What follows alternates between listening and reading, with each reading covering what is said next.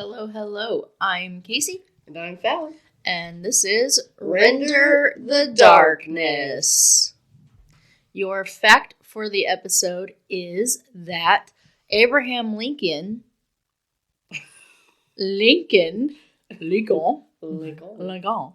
Anyway, Abraham Lincoln was a champion wrestler and a licensed bartender.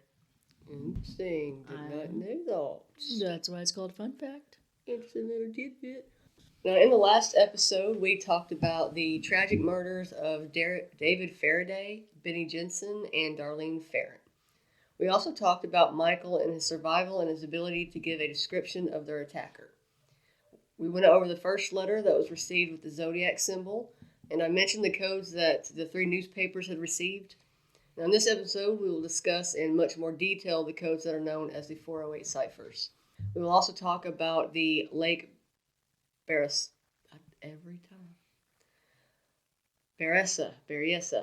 Lake Berryessa. I will get it one day.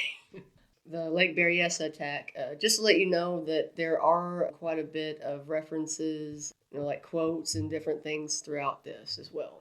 Just days after the San Francisco Chronicle, the San Francisco Examiner, and the Vallejo Times-Herald received the 408 ciphers, the police received a phone call at 6:35 p.m. on August 8, 1969. George Murphy, who worked at the San Francisco Chronicle, told them that the code had been deciphered by a man named Donald Hardin, who sent him the papers he was working on that also included the cipher key. Now, the reason that they are known as the 408 cipher is because the cipher contained 408 characters. Now, after just 20 hours, Donald and his wife, who used the, sorry if I messed it up, the homophonic substitution to correct the code. Now, the idea behind the substitution is to assign more than one letter or symbol to the higher frequency letters. For example, you might use 6 different symbols to represent an E and a T, 2 symbols for an M, and 1 symbol for a Z. Now, that's according to CryptoInteractiveMaths.com. Now, the Zodiac had said that once the code was cracked, his identity would be revealed. But Detective Sergeant John Lynch of the Vallejo Police Department was a little disappointed when it didn't. Now, the code really was just about his thoughts, and there were quite a few spelling errors, which they were not sure if he had done on purpose or not. When the code was first sent to the papers, it was in 3 different parts. Each paper received a third of the full letter. So the Vallejo Times-Herald received this. Here's a cipher, or that is part of one. The other 2 parts have been mailed to the SF Examiner and the SF Chronicle. I want you to print the cipher on your front page by Friday afternoon, August 1st, 69. If you do not do this, I will go on a kill rampage Friday night that will last the whole weekend. I will cruise around and pick of all stray people or couples that are alone, then move on to kill some more until I have killed over a dozen people. The code that they received, it reads as, I like killing people because it is so much fun. It is more fun than killing wild game in the forest because man is the most dangerous animal of all. To kill something, and then it ends with GI. The second one, the San Francisco Examiner received, there said, here is a cipher, or that is part of one. The other 2 parts are being mailed to the Vallejo Times and the SF Chronicle. I want you to print the cipher on the front page by Friday afternoon, August 1st, 69. If you do not print the cipher, I will go on a kill rampage Friday night. This will last the whole weekend. I will cruise around killing people who are alone at night until sun night or until I kill a dozen people. Now, their code read as, it starts off with the VES, and then says, me, the most thrilling experience. It is even better than getting your rocks off with the girl. The best part of it is that when I die, I will be reborn in paradise and all, and then ends with TH. Now, the third one, the San Francisco Chronicle received, says, here is part of a cipher. The other 2 parts of the cipher are being mailed to the editors of the Vallejo Times and SF Examiner. I want you to print the cipher on the front page of your paper, and the cipher is my identity. If you do not print the cipher by the afternoon of Friday 1st of August 69, I will go on a kill rampage Friday night. I will cruise around all weekend killing lone people in the night, then move on to kill again, until I end up with a dozen people over the weekend. Now, their code read as, it starts off with an E, and then says, "Lone or stray people I have killed will become my slaves. I will not give you my name because you will try to slow down or stop my collecting of slaves for my afterlife." And at the very end, it has the 18 characters that were actually not able to be deciphered. Now, the full version of the code that most know today, that reads, "I like killing people because it is so much fun. It is more fun than killing wild game in the forest because man is the most dangerous animal of all. To kill something gives me the most thrilling experience. It is even better than getting your rocks off with the girl. The best part of it is that when I die, I will be reborn in paradise, and all the lone or stray people I have killed will become my slaves.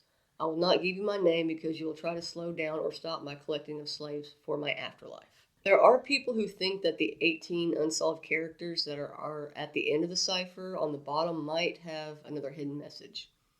However, the police, among some of the people that deciphered the code, think that the Zodiac may have accidentally missed a line from the original message when he was moving from the San Francisco Examiner to the San Francisco Chronicle. Now, that is when they believe that he left out lone or stray people. They also think that he didn't mean to leave the 18 unexplained characters at the end of the cipher either. The FBI in Washington also solved the cipher and corroborated the logic of Donald and Betty's solution. So at this point, they're kind of assuming that this guy is pretty sloppy. Yes. Yeah, he's And the fact that, they're viewing him to be sloppy at that point in time probably gave them a lot of confidence that they were going to catch this guy. Yeah, I believe they probably thought that they would with as many mistakes as he was making. Mm-hmm. But the question was also at that time, like you said a second ago, were they mistakes or were they intentional? Exactly. That's the thing. They're just not 100% sure on that. For a long time, people have believed that the main inspiration for the three letters received on July 31st, 1969 was the story that came out in 1924 and the movie called The Most Dangerous Game that came out in 1932. Because it started the letter, it began with, "I like killing people because it is so much fun. It is more fun than killing wild game in the forest, because man is the most dangerous animal of all," with the associate producer of that film having said, "Man is the most dangerous game of all." According to ZodiacCipher.com, there is another movie that could have had more of an impact on the Zodiac writings. That movie is called Rampage, that came out in 1963. And it's about hunting in the Malaysia forest and had the elements for helping with the makeup of his July 31st letters. The movie is also about someone who likes to hunt wild animals without actually killing them. And this creates a problem with another character in the movie. Because a lot of researchers thought that the Zodiac was affected by the movies, it is speculated that he may have used the title Rampage when he wrote threatening to kill a dozen people over the weekend, and said, "If you do not print this cipher, I will go on a rampage Friday night. This will last the whole weekend. I will cruise around killing people who are alone at night until sunnight or until I kill a dozen people." Okay, so now they're not only assuming that this guy is sloppy, but they're also somehow piecing together that he must be like a film fanatic. Yeah, I guess so.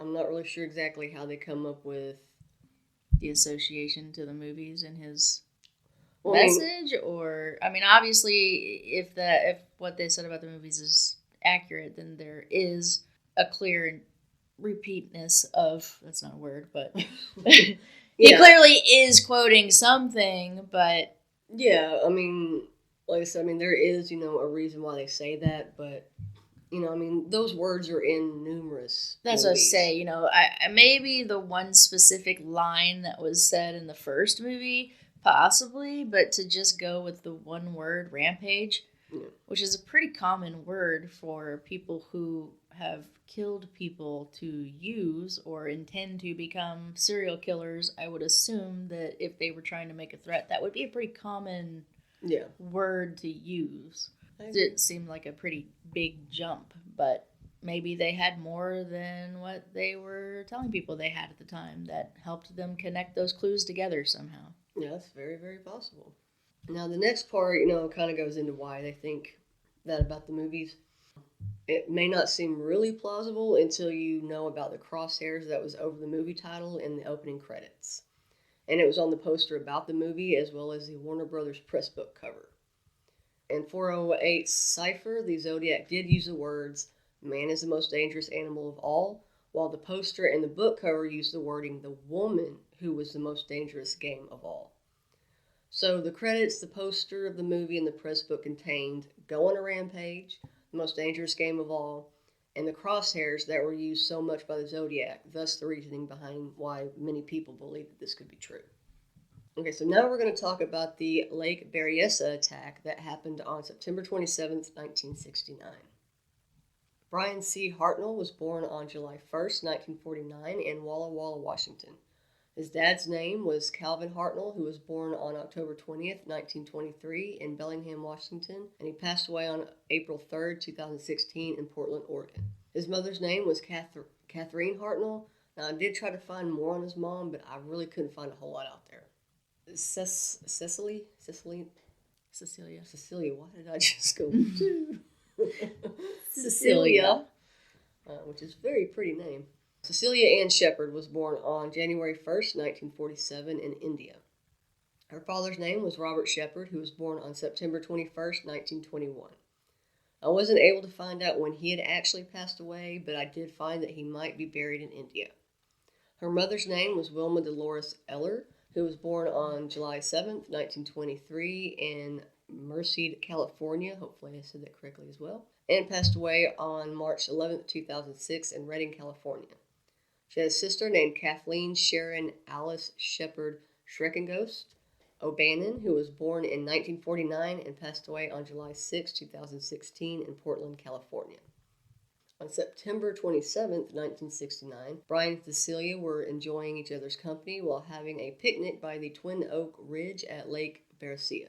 Now, Cecilia noticed a man that was acting kind of strange, and she seen that he went and hid behind a tree before he come back into view wearing a black executioner's hood and a waistline bib, which had the well-known Zodiac symbol on it, and a pair of clip-on sunglasses. And when he came closer to the couple, she was able to see that he was carrying a gun, and she said, "Oh my God, he's got a gun." In the 2007 Zodiac documentary, Deputy Dave Collins would talk about the details that Cecilia had given. She said, "Brian and I were on the blanket down by the water, and we were just enjoying the afternoon, having a nice time talking, and I saw this guy. He was coming down the hillside, and he seemed to stop and watch us, looking at us." The deputy then asked her what distance, how far away was he? And she pointed to a specific area, and the deputy had said, "That's about 200 to 300 yards away." And she replied saying, "That's where I first saw him. And then as we continued enjoying the afternoon, watching the water, reading, I glanced and noticed he would get closer and closer, and pretty soon he was within 75 to 100 feet away. And I told Brian that the guy had come down here." Dave Collins recalled the conversation between him and Cecilia, stating that she then looked again and he had gone. And I said, "Where did he go?" She said he stepped behind a tree. And I asked her if she saw him clearly before he put the hood on, and she said that she did. And I said, "What did he look like?" And she said, I said, "What color was his hair?" And she said it was brown. "What race was he?" "He was white." And I said, "How about his eyes? Could you see the color of his eyes?" And she said, "No. He had dark glasses on underneath the hood." But she said his hair hung down across his forehead and was showing through the eye holes. Deputy Collins would say that the information and the details that he was saying in the documentary are true and accurate because he got them directly from Cecilia and that he had written the notes that he used for the report the next day. Now, the attacker told them that he had escaped from Deer Lodge, Montana, and he had killed one of the guards and taken his car. He told Brian that all he wanted was his car keys and his money, and without hesitation, Brian gave it to him. He also tried to talk to the attacker so maybe he could get some sympathy from the man, thinking maybe he wouldn't hurt them. Fortunately, the man made Cecilia tie Brian up with some plastic clothesline. Brian told her that he had seen an opportunity to get the gun, but she had asked him not to do anything in case it made matters worse. The man then went around and tied her up as well. Now, after they were tied up, Brian had asked the attacker if the gun was actually loaded. In response, the attacker pulled out the gun and showed him the clip that was full. The attacker then started to stab Brian 6 times in the back, and he stabbed Cecilia 10 times, some striking her in the back and the abdomen. Thinking that they were going to lose their lives, Brian stopped his breathing to make it seem like he had died. Because he knew if he tried to fight or move around a lot, the attacker would come back and make sure that he really was dead this time. The tactic worked, and the attacker left. And Brian was able to make his way to the roadside after the attack, trying to find help. Now, right after the attack, a man named Ronald Henry Fong was on the lake when he had heard the cries of Brian, and he went to find help at the Rancho Monticello Resort. Ranger Sergeant William White was on patrol when he got a call from the park headquarters over the radio about the attack, and he made his way to the resort at about 6:56 p.m. Ronald told Sergeant White what he had seen when he had first spotted the couple, and both the men, along with Archie White and Elizabeth White, got into a speedboat and went to the crime scene to help Brian and Cecilia at 7:10 p.m. Ranger Land, who had seen Brian at the roadside and picked him up, arrived with Brian at 7:10 or close to it. Now, Sergeant White got on his radio to contact the park headquarters, telling them that they needed to call an ambulance and the police. The couple were taken to the Queen of the Valley Hospital and arrived at 8:50 p.m. Deputy Ray Land and Sergeant David Collins were sent to the scene from St. Helena and Napa. On the documentary, this is the Zodiac speaking, Sergeant Collins had said, "It took us half an hour from Napa and or St. Helena to arrive at the location. And we later found out, of course, that the crime had occurred at least half an hour before we were notified." When Deputy Collins got to the scene, Cecilia was alive, and she has stated that the attacker was just maybe a little taller than you, maybe an inch, which Deputy Collins was about 5'10".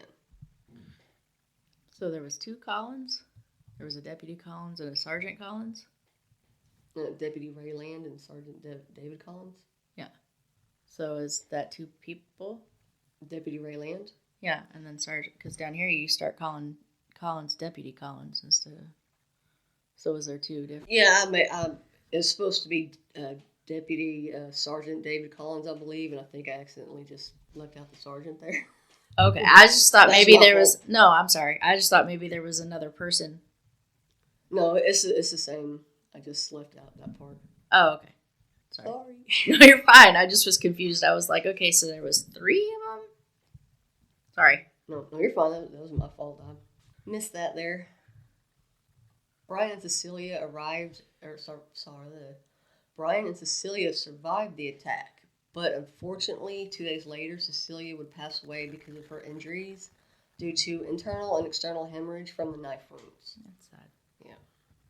Now, her autopsy was performed by Dr.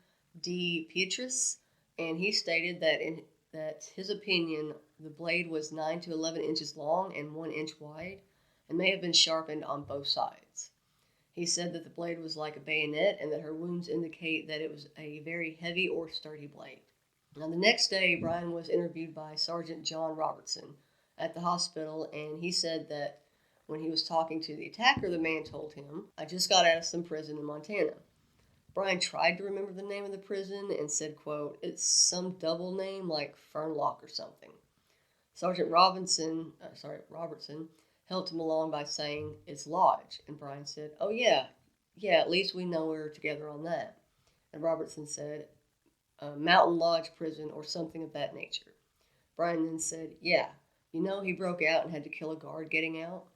Now, some people think that the prison the killer was talking about was Deer Lodge Prison in Montana, but that may be because the investigator was helping Brian with the questions while he was sedated at the hospital. The police report does make the Montana statement seem unlikely because Sergeant White said in his testimony that Brian related to him that the subject advised him he was an ex-con from Colorado. Brian was able to give a little bit of a description of the attacker. He said that he had brown hair, looked to weigh about 225 to 250 pounds, was about 5'8", 5 inches tall. 5'8", 5... I'm sorry. I was like, dang, he shrank. Sorry. 5'8" to 5'10" tall. Excuse me. It's okay. I knew it as soon as I said it. I was like, oop. He did say that he wasn't really sure about the height because he was so tall. Maybe he was 5. Maybe. He also said that the attacker had an interesting way of speaking. He said in the documentary that he had an accent when he spoke. He said that the attacker wore a black hooded mask that was made of cloth that covered his whole head and shoulders that went down to his waist. On front of the mask, on his chest area, was a white circle that was 3 by 3 inches in diameter with a symmetrical cross. Almost got tongue-tied there. Now, in the report, Brian did back up what Cecilia had said, and he said he could see hair through the mask's eyelets and observed the hair to be dark brown. Also in the documentary, Brian said that Cecilia had stated she saw a man over there and he went behind a tree. He also stated that, I'll tell you another thing that probably made me think that it was somebody over there. It wasn't an approved park site, so there wasn't regular established bathroom. So if you had to go to the restroom, you just kind of get out of eye shot of whoever you were with or go behind a tree like that. After the attack and after the pair was taken to the hospital, Deputy Collins would go to the roadside to inspect some tire marks and the car door. And he has stated, after the ambulance took the victims to the hospital in Napa, remember it arrived at approximately 7:55 p.m. So likely left around 8:05 p.m. to arrive at the Queen of the Valley Hospital at 8:50 p.m. And while waiting for the detectives from the sheriff's department to arrive, Deputy Land talked to the witness and obtained statements from them. I began a search for evidence and discovered a footprint that led from Berryessa. For some reason, I just can't get it to come out of my mouth correctly. Tranquilizer. Exactly. Berryessa. If you know, you know. Knoxville Road to the victims and back again, which was totally separate from the shoes that they were wearing. When I went to the roadway, I saw the white, see if I can say this again, Carman Gia, and I saw tracks leading away from it. He further added that I looked at the vehicle, and on the passenger door, the circle with the vertical and horizontal line through it was displayed on the door, and there were several dates, and then it ended with September 27th, 1969, 6:30 p.m. by knife, which was our crime. So he had left his calling card, which is what he had done. I recognized the symbol on the door as being the same symbol he had described on the hood, or she had described on the hood. And the attacker actually left footprints at the scene that were thought to be a size 10.5 military boot made by wing walkers. The vehicle that was a Carmangia, which is a Volkswagen, was 510 yards from the crime scene. The attacker left a message on the door with a black marker, which will become a trait that the Zodiac will become known for as well. That said, Vallejo 12-20-68, 7469, September 27, 69, 6:30 by knife. The attacker went down to the 1231 Main Street phone booth. Wow. Don't know what happened there. Booth. Sorry. The 1231 Main Street phone booth, about 27 miles from the crime scene in the downtown area of Napa, and called the Napa Police Department at 7:40 p.m. The caller said that he was the one responsible for the last attack. The dispatcher, Dave Slate, was the one who had answered the call, and the attacker said, I want to report a murder. No, a double murder. They are 2 miles north of park headquarters. They were in a white Volkswagen, Carmangia. The phone went silent for a minute, and the caller said, I'm the one that did it. Now, I do have a clip of the call as soon as I get it up. Give me just one moment. I must have lost it. That is not good. So I'm going to try to... You might need to talk some. Just one moment. It's not going to take long, I promise. Please don't sue There we me. go. Okay. I'm not sponsored. Thank you very much. I appreciate that. No problem. Okay. Y'all are welcome too. Yeah. Alright, so hopefully y'all can hear this okay. I'm not sure if I'll be able to hear it too well on the video or not, but maybe if I turn it up a little bit. Okay. Alright, so here is the clip.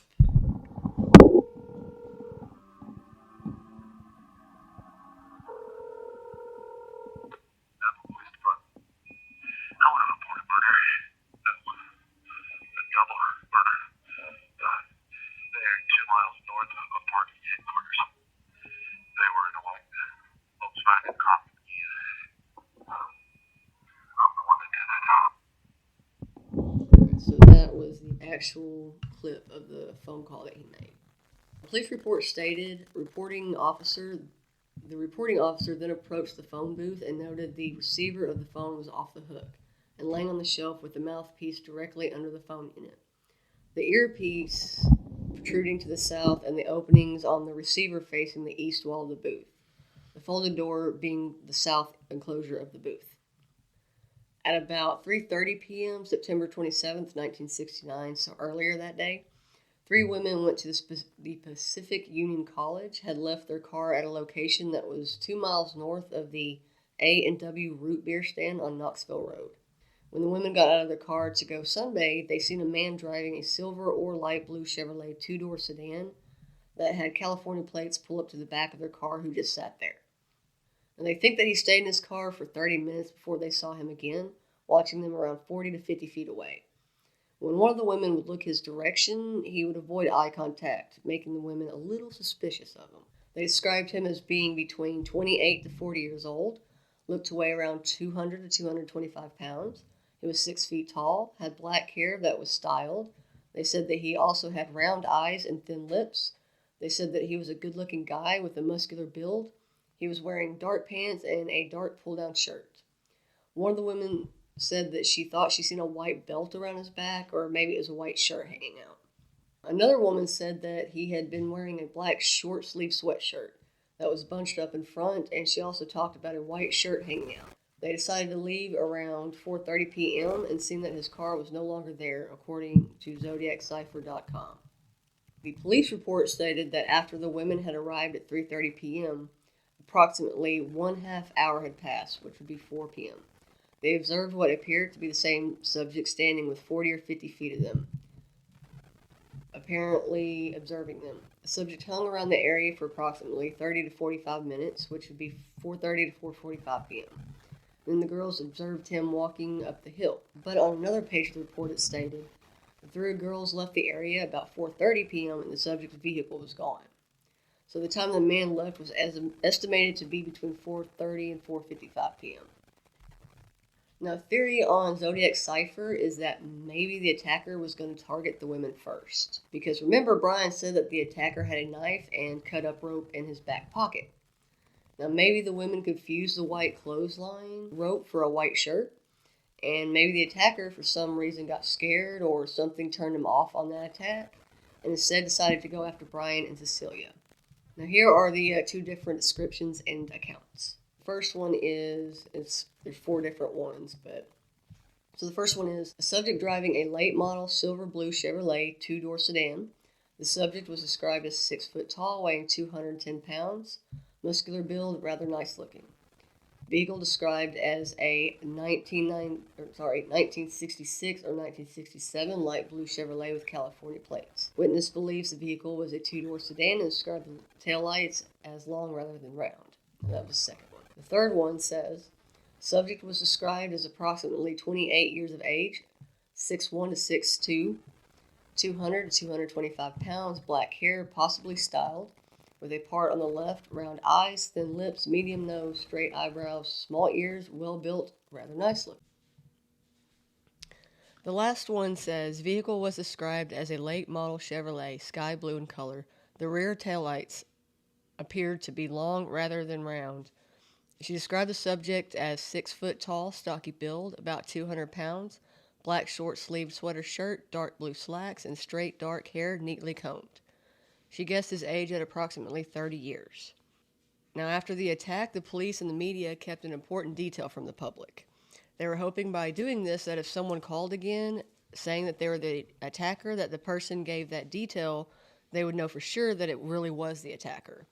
The fact that they left out was the words, "buy knife," that was written on the car door. However, 22 days after the attack, those words were released by the Vallejo Time-Herald, but the Zodiac didn't reach out telling of his involvement in the attack in any further communications. Well, of course not, because the media does what the media does best and released the information, so... Yep. Of course he's not going to call and implicate himself any further. Wow. Whatever, Laffy. Happy. Say rear tail lights 10 times fast. Say it once fast. Rear taillights. All right. Say 10 times fast. No. I said that because I had, I knew it was coming. So Isn't this ironic? Anyways, point is that the media does that so often. They've botched so many cases because they've released information that the police were intentionally not releasing. Yeah. That happens a lot, and I don't understand why they do that. I don't know if it's just, because they think they're going to be able to sell more papers, get more money. Yeah, first ones with this new information. But, it's pretty sad because in some cases, they're legitimately putting lives at risk. Yeah. By doing that. For sure. And I don't know how they don't get arrested for impeding an investigation. Yeah, I don't understand that either. I don't know if it's just because they're media or if there's got to be something behind that. But I don't know. Me neither. So, so that's we're going to go ahead and end part 2. And I'm going to be honest with everybody. I'm not 100% sure how long this is going to be because I knew it was a pretty big case and with a lot of information, but I didn't realize how big it was going to be until I started doing research, and woo! So I think what we're going to do is Casey is going to go ahead and do her case next, which is, I believe, a 2-parter. As of right now, I'm going to be real with you guys. I don't really know how long it's going to be. I'm just kidding. It's 2 parts. It's always so mean to me. But, so hopefully, I'll be able to wrap it up pretty quick. I mean, I do want to be able to make sure that I get as much information and as many facts as I can without trying to hurry it along. So, like I said, it's probably going to be at least another 2 parts, possibly more. But we shall see. Yikes. Yes, we shall. Yikes. Yikes, we shall. Yikes. But yeah, as always, thank you guys for joining us. Thank you for spending your time with us. If you have any comments, questions, concerns, just want to reach out and say howdy. Whatever the case may be, feel free. We'll respond every time. Tell me why. Ain't nothing but a heartache. Tell me why. Ain't nothing but a mistake. Tell We ain't me sponsored. You're just gonna throw that in there, don't you? Okay. So are the kidneys of our lives.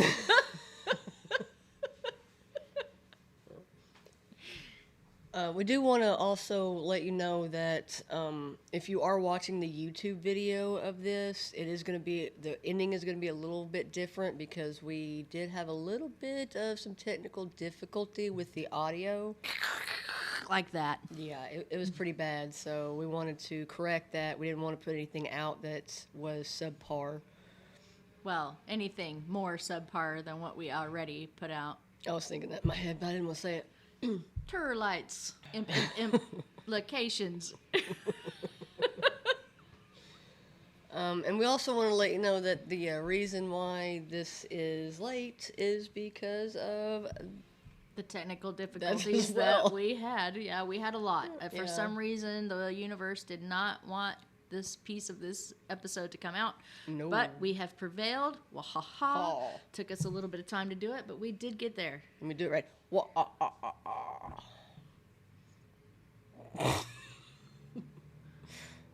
was that? The evil laugh. What? I don't know. There is nothing evil about that at all. See, just mean. I try to do things fun, and she's just like. Nee. Do you want me to do it so you can tell me if it's fun? Yes.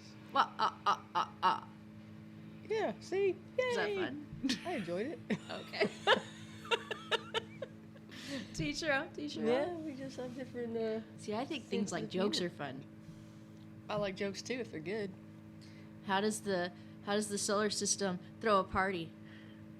I don't know. They plan it. Dad jokes. They plan it. They're great. Say planet? They plan Oh, it. they said say planet. I was like, planet? They plan it.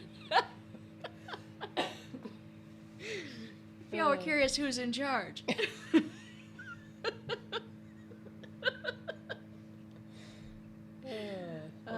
Okay, that's the end of our episode. Thank you guys for joining us and spending time with us today. We greatly appreciate it. And we are Render the Darkness. Bye.